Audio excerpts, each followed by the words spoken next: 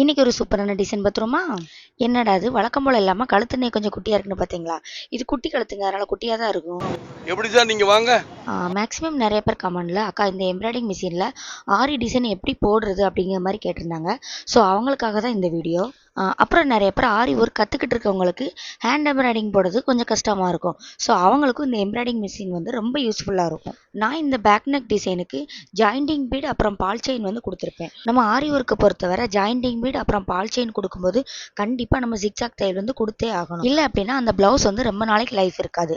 ஆனால் நீங்கள் embroidering machine வந்து பால் செயின் வச்சோ இல்லை ஜாயிண்டிங் பீட் வச்சோ நீங்கள் ஒரு டிசைன் கொடுத்தீங்க அப்படின்னா அது மேலே ஒரு ஸ்டிச்சிங் கொடுத்தாலே போதும், அதோடைய லைஃப் வந்து ரொம்ப நாள் இருக்கும். என்னங்க ஃபுல் ப்ளவுஸுக்குமே நான் பால் செயின் ஜாயிண்டிங் பீடு மட்டும்தான் கொடுக்க முடியுமா அப்படிங்கிற மாதிரி கேட்காதீங்க.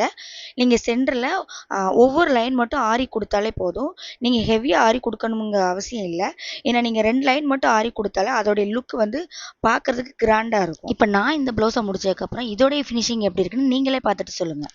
அது மட்டும் இல்லைங்க, ஆரியை பொறுத்தவரை பீடு வச்சு கூட ஈஸியாக போட்டுடலாம். ஆனால் எம்ப்ராய்டிங் போடுறது தான் கொஞ்சம் கஷ்டமாக இருக்கும். அந்த எம்ப்ராய்டிங் வந்து இந்த மிஷினில் போடுறது வந்து ரொம்ப ஈஸியாக இருக்கும். அது மட்டும் இல்லைங்க, அதுக்கு ஒரு அவுட்லைனை மட்டும் கொடுத்து பாருங்கள். நீங்கள் ஹேண்ட் எம்ப்ராய்டிங் எப்படி போடுவீங்களோ அந்த அளவுக்கு இது லுக்காக இருக்கும், ஃபினிஷிங்கும் நல்லா இருக்கும். நான் இதோட ஸ்டிச்சிங்கை க்ளோஸ்அப்பில் காமிச்சிருக்கேன், நீங்களே பாருங்கள். அது மட்டும் இல்லைங்க, நீங்கள் மிஷின் எம்ப்ராய்டிங்கில் வந்து பால் செயின் மேலே ஒரு தையல் கொடுக்கும்போது அந்த தையலே உங்களுக்கு ஒரு டிசைன் மணிக்கு எடுத்து கொடுக்கும்.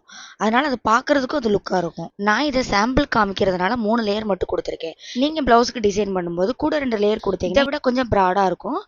அப்புறம் வந்து சைடில் நீங்கள் ஃப்ளவர் டிசைன் கொடுக்கும்போது பார்க்குறதுக்கு கொஞ்சம் அட்ராக்டிவாக இருக்கும். அப்புறம் மாடலும் கொஞ்சம் கிராண்டாக இருக்கும். இப்போ நான் இதுக்கு சைடில் ஒரு ஃப்ளவர் டிசைன் போடுறேன் அப்படின்னா நீங்கள் ஆரி ஒர்க் போடும்போது ஹேண்ட் எம்ப்ராய்டிங் கொடுத்து அவுட்லைன் வந்து ஆரி கொடுப்பீங்க.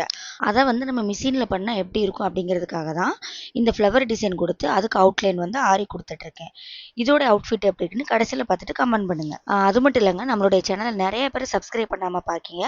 ஸோ ப்ளீஸ் சப்ஸ்கிரைப் பண்ணிட்டு பாருங்கள். அப்போ தான் நான் போடுற ஒவ்வொரு வீடியோவும் உங்களுக்கு நோட்டிஃபிகேஷனில் வரும். அப்படி இந்த வீடியோ பிடிச்சிருந்துச்சுன்னா மறக்காமல் ஒரு லைக் பண்ணிட்டு பாருங்கள். அப்புறம் நான் வந்து இந்த ஃப்ளவருக்கு சென்டரில் வந்து வெல்வெட் டிசைன் கொடுத்துருப்பேன். நீங்கள் வந்து ஆரி கொடுக்கறாலும் கொடுத்துக்கோங்க.